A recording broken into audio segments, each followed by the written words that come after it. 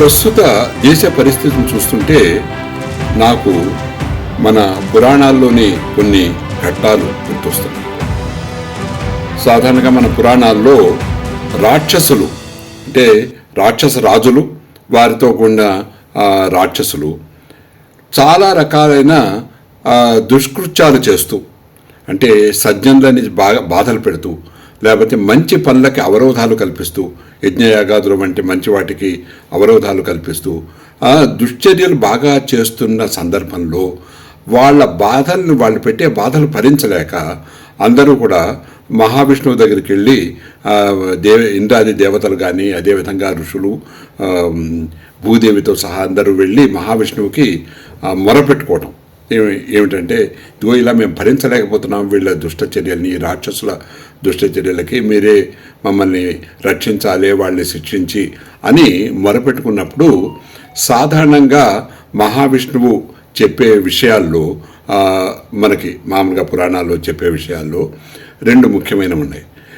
ఆయన ఏమంటారంటే, మామూలుగా చూడండి, రాక్షసులు, ఆ ఫలాని రాక్షసులు ఎవరైతే ఉన్నాడో వాళ్ళు బాగా శక్తివంతులు అంటే ఏమిటి, కొన్ని రకాలైన వరాల్ని, చాలా గొప్ప వరాల్ని పొందిన వాళ్ళు, దాని ద్వారా విపరీతమైన శక్తులు వాళ్ళకి ఆపాదింపబడతాయి. అయితే ఆ శక్తితో వాళ్ళు విర్రవీగుతున్నారు నిజమే. అయితే వాళ్ళని తుదముట్టించాలంటే ఆ శక్తుల్లో ఉన్న బలహీనత ఏదైతే ఉందో దాన్ని చూసి మనము దాని ప్రకారం మనం చర్యలు తీసుకోవాలి, దానికి తగిన సమయం రావాలి. రెండో విషయం ఏమిటంటే, దీనికైనా కూడా వాళ్ళ పాపం పండాలి. ఇంకా కూడా ఏమిటంటే, ఇంకా పూర్తిగా పాపం పండితేనే లా ఆఫ్ నేచర్ ప్రకారం కూడా మనం మామూలుగా ఇంకా వాళ్ళకి కర్మ సిద్ధాంతం ప్రకారమైనా సరే, అది చేసేది మహావిష్ణువైనా కర్మ సిద్ధాంతం ప్రకారమే ఆయన వెళ్తారు. కాబట్టి ఇంకా వాళ్ళ పాపం పండాలి అని చెప్తూ దానికి తగిన సమయం రావాలి. తగిన సమయం వచ్చినప్పుడు నేను వచ్చి తప్పనిసరిగా అవతారం ఎత్తి నేను వాళ్ళని దుష్ట శిక్షణ చేసి మిమ్మల్ని అందరినీ రక్షిస్తాను అని చెప్పడం అనేది మనం సాధారణంగా చాలా ఘట్టాల్లో మనము ఇటువంటి రాక్షసులకి సంబంధించిన ఘట్టాల్లో మనం ఇది సాధారణంగా చదువుతూ ఉంటాం పురాణాల్లో. అయితే సరిగ్గా అటువంటి ఘట్టమే ఇప్పుడు జరిగిందేమో అని అనిపిస్తోంది. ఏమిటంటే, ఈ మన కాశ్మీర్లో పెహల్గాంలో జరిగిన అమానుషమైన ఈ హింస, లేకపోతే మారణహోమం, ఇది ఎంత హృదయ విదారకంగా ఉందంటే, దాదాపుగా ప్రతి భారతీయుడు, నిజమైన భారతీయుడు, ప్రతి వాళ్ళు కూడా దాన్ని చాలా బాధపడటంతో పాటు, ఏమిటి అంటే కొంతమంది, చాలామంది వరకు ఉద్రేకంతో ఏమిటి ప్రతిచర్య మనం చేయగలము అనే పద్ధతిలో ఇలా భావించడం ఇక్కడ జరుగుతుంది. ప్రస్తుతం అందరి మనస్సుల్లోనూ ఉన్న ఒక బాధ, వేదన అది. అయితే దానికి సమయం వచ్చింది. అంటే ఇదే ఇంకా పాపం పండటం అన్నమాట. అంటే ఏమిటి, మత ప్రాతిపదికగా కొందరిని వేరు చేసి వారిని మాత్రమే టార్గెట్ చేయటం, ఇలాంటివన్నీ కూడా, ఇదంతా కూడా ఇంకా చివరికి ఇది ఒక రకంగా ఏమనిపిస్తోందంటే నృసింహావతారంలాగా కనిపిస్తోంది ఆ పద్ధతి కింద. ఎలాగంటే, మీకు హిరణ్యకశిపుడు ఏమి చేశాడంటే, వాడు చేసే దుశ్చర్యలన్నీ వాడు చేయడంతో పాటు వాడు ఏం చేసేవాడంటే, నేనే దేవుణ్ణి, నన్ను పూజించండి, నన్ను అన్ని దేవాలయాల్లోనూ ప్రతిమలు తీసేసి వాడి ప్రతిమ పెట్టించేవాడు. ఆ తర్వాత నన్ను పూజించే వాళ్ళంతా ఒక వర్గం, నన్ను పూజించని వాళ్ళంతా ఒక వర్గం. ఆ పూజించని వాళ్ళని అందరినీ కూడా వాడు ఇలాంటి దీనికి, చిత్రహింసలకి, మారణ హోమాలకి గురి చేసేవాడు. ఇక్కడ కూడా అదే జరిగింది. ఏదో ఒక మత ప్రాతిపదికగా దీనికి కాని వాళ్ళందరూ కూడా వేరు అనే పద్ధతిలోనే అక్కడ కనిపిస్తోంది. వాళ్ళనే టార్గెట్ చేయడం కనిపిస్తుంది. అదే అయిపోయింది. రెండో విషయం ఏమిటంటే, మనకి నృసింహావతారంలో హిరణ్యకశిపుడు ఏమంటాడంటే, చివరిలో ప్రహ్లాదుడితో సంవాదంతో, ఎక్కడున్నాడు నీ హరి అంటే, అన్ని చోట్ల ఉన్నాడు అంటే, ఏదో స్తంభం మీద చూపించగలవా అంటే, అది చూపించగలను అంటే, అప్పుడు చెప్తాడనమాట, వెళ్ళి అడుగు, నువ్వు చెప్పుకో నీ శ్రీహరికి, ఉండేవాడైతే ఆ రమ్మనమను అని వెళ్ళి అని వెళ్ళి స్తంభాన్ని కొడతాడు. అప్పుడు నృసింహస్వామి అందులోంచి బయలుపెడతాడు. ఇక్కడ కూడా అంతే జరిగింది. వెళ్ళి చెప్పుకోండి అన్నారు. ఆ వీళ్ళు కూడా, ఆ ఉగ్రవాదులు కూడా ఇంత దుశ్చర్యలు చేసిన తర్వాత వెళ్ళి చెప్పుకోండి అన్న.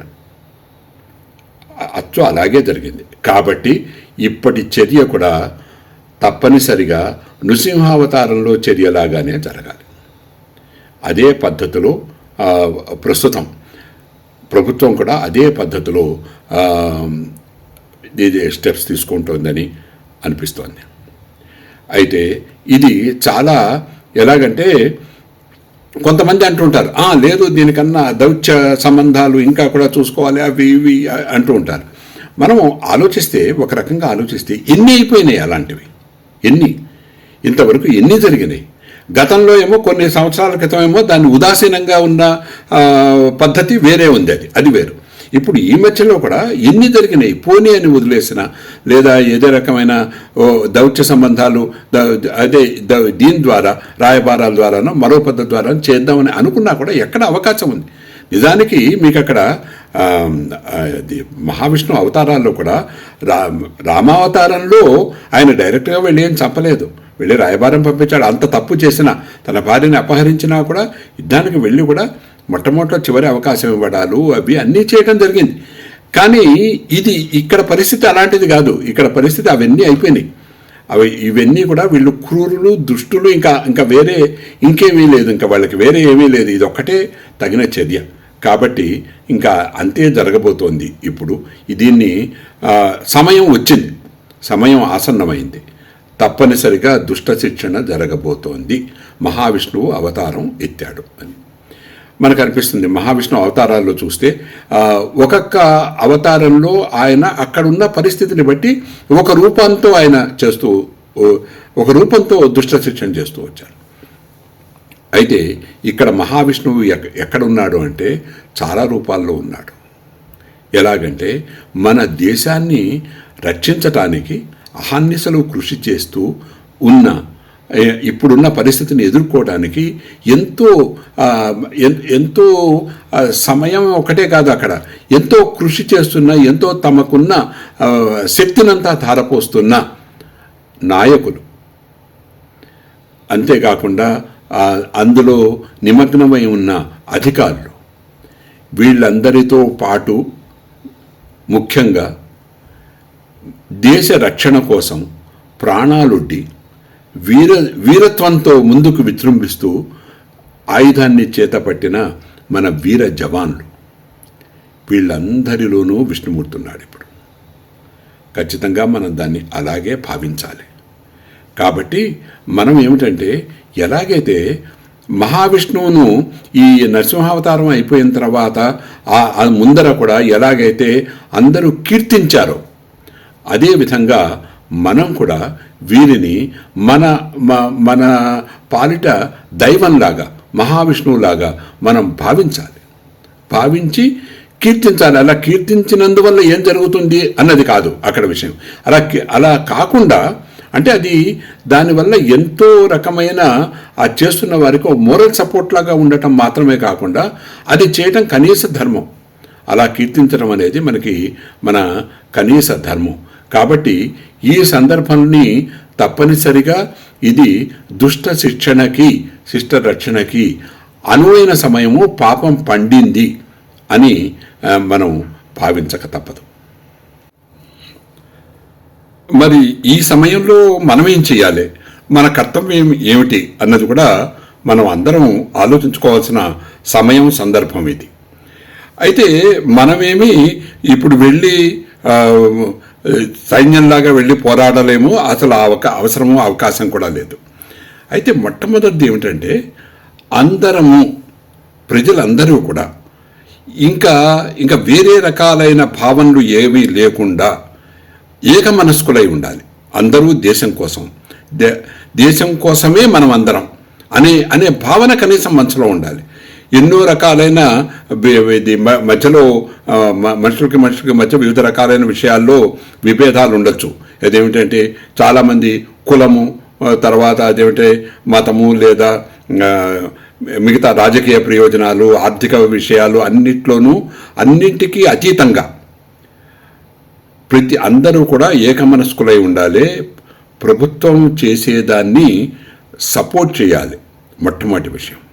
యునైటెడ్గా ఉండటము, ప్రభుత్వం ఏది చెప్తే అది చేయడము, ప్రభుత్వం చేసేదానికంటే మీ వెంట మేము ఉన్నాము, లేదు మీరు చేసిన దాన్ని మేము ఆనందిస్తున్నాము మీరు చేసేదానికి అన్నట్లు. మీరు చూడండి, సినిమాల్లో కూడా చూపిస్తూ ఉంటారు, నృసింహావతారం అంతా అయిపోయిన తర్వాత, రాక్షసుని సంహరించిన తర్వాత అందరూ కీర్తిస్తారు నృసింహస్వామిని. ఆయన్ని ఎందుకనంటే ఇంత పని అంటే మినిమం ఒక థ్యాంక్స్ చెప్పడం లాంటిది. అదే ఇప్పుడు ఏది పడితే అది కూర్చొని ఊరికే విమర్శించటాలు అవి ఇవి అలాంటివి చేయటం కాకుండా, వాళ్ళ బుద్ధికి తోచినట్లు వాళ్ళు ఏదో సలహాలు ఇవ్వటాలు, ఇది కాదేమో ఇదేమో అని ఇవన్నీ ఫస్ట్ కట్టి పెట్టేసి, ఖచ్చితంగా అందరూ కూడా ఏకమనస్కులై మనమంతా భారతీయులం, మన భారతదేశ ప్రయోజనానికి వ్యతిరేకంగా ఏమి జరిగినా కూడా మనం సహించరాదు అని ఇలాంటి ఒక చైతన్యం రావాలి అందరిలో. స్వామి వివేకానంద కోరుకున్న చైతన్యం కూడా అదే అందరిలో. తర్వాత ఇంకొకటి ఏమిటంటే, ఇది మానసికమైనది. రెండో విషయం ఏంటంటే, క్రియలాగా మనం ఏం చేయగలము అనంటే, మనం మనోవాక్కాయ కర్మల చేత అంటారు చూసారు, మానసికంగానూ ఇలా ఉండాలి, మంచి మాటలు మాట్లాడుతూ ఉండాలి. అంటే దేశభక్తి పూరితమైన మాటలే అందరి నోట్లోంచి రావాలి.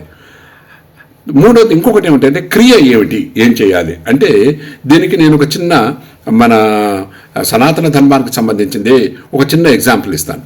ఏమిటంటే, ఇదివరకు రోజుల్లో మహర్షులు వాళ్ళందరూ కూడా యజ్ఞయాగాదులు చేసేవారు, క్రతువులు, వ్రతాలు, నోములు, ఇలాంటివన్నీ.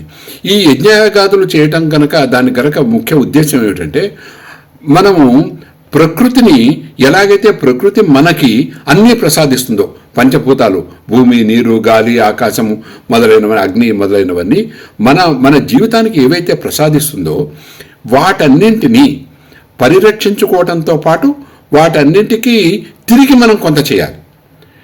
మనం చెడు కనుక చేస్తే ఇప్పట్లాగా కాలుష్యం అంతా కూడా ఏర్పడుతుంది.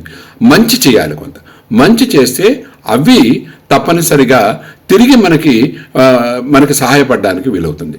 అంటే మనం ఏమిటి, ధర్మో రక్షతి రక్షిత, అలాగే ప్రకృతి కూడా ప్రకృతో రక్షతి రక్షిత, అలాగా అదే విధంగా మనం ఈ దేశభక్తి పూరితంగా మనం వీళ్ళకి ఈ ప్రస్తుత పరిస్థితుల్లో ఉన్న, ఉదాహరణకి సైనికో రక్షతి రక్షిత, వారు మనకి రక్షణ కల్పిస్తే మనం వాళ్ళకి ఏదైనా సపోర్ట్ చేయాలి. ఆ విధంగా ఎలాగంటే ఎన్నో రకాలు ఉంటాయి. ఇంకా పోను మనకి తెలుస్తాయి. ఈ డిఫెన్స్ ఫండ్కి మనము చాలా ఉదారంగా మనము కాంట్రిబ్యూట్ చేయడం, మన ఖర్చులు తగ్గించి, దుబారా తగ్గించాల్సిన పరిస్థితి కూడా ఇప్పుడు వచ్చింది. విలాసాలు తగ్గించుకోవాలి, దుబారా చేయరాదు, సేవ్ చేసుకోవాలి. మనము సాధ్యమైనంత తక్కువ, ఎందుకనంటే ఎకానమీ కూడా కొంచెం డిస్టర్బ్ అయ్యే అవకాశం ఉండొచ్చు. అది ఎలా ఉంటుందనేది మనం చెప్పలేం. కాబట్టి వీటన్నిటినీ మనం ముందుగానే ఊహించుకుని వాటికి మనం అప్రమత్తతతో అవన్నీ కూడా ఫేస్ చేయడానికి మనం ఉద్యుక్తులమై ఉండాలి. ఎంత వీలవుతే అంత మనం దీనికి డిఫెన్స్ ఫండ్కి మనము తర్వాత కనుక వాళ్ళు చెప్పినప్పుడు అప్పుడు ఇవ్వాల్సిన అవసరం ఉంది. అంతేకాకుండా మనం ఇంకోటి ఏమిటంటే, ఏదైనా ఆర్థిక వ్యవస్థకి ఏదైనా ఇబ్బందులు గనక ఏదైనా జరుగుతాయని కాదు, ఈ సాధారణంగా యుద్ధాల వల్ల జరిగే అవకాశం ఉంది. కాబట్టి అలా జరిగితే తిరిగి పునర్నిర్మాణం చేయడానికి ప్రభుత్వంతో మనం సహకరించాలి. మనం కూడా దాన్ని అయ్యో ఇది అయింది, దీనివల్ల ఇలా అయింది అని కాకుండా ఆ పరిస్థితిని చక్కగా మళ్ళీ తిరిగి మనం మామూలు స్థితికి రావడానికి, ఒకవేళ కనుక డిస్టర్బ్ అవుతే ఆ మామూలు స్థితికి రావడానికి ప్రతి వాళ్ళు కూడా వారి వంతు కృషి చేయాలి. ముఖ్యంగా ఏమిటంటే, ఆయన చెప్పినట్లుగా దేశభక్తి గీతంలో మనము చెప్పినట్లుగా గేయంలో, ఒట్టి మాటలు కట్టిపెట్టి గట్టి మీద తలపెట్టబోయ్ అనే పద్ధతిలో మనము అందరము కూడా ఉండాలి. దానికి ప్రతి ఒక్కళ్ళు కూడా, చిన్నపిల్లల్ని, యువతని కూడా, అసలు యువత ముఖ్యంగా దీనిలో ప్రముఖ పాత్ర వహించాల్సిన అవసరం యువతే. కాబట్టి వాళ్ళని కూడా అందరూ కూడా ఏకమనస్కులై ఉండటమే దీనికి ముఖ్యమైన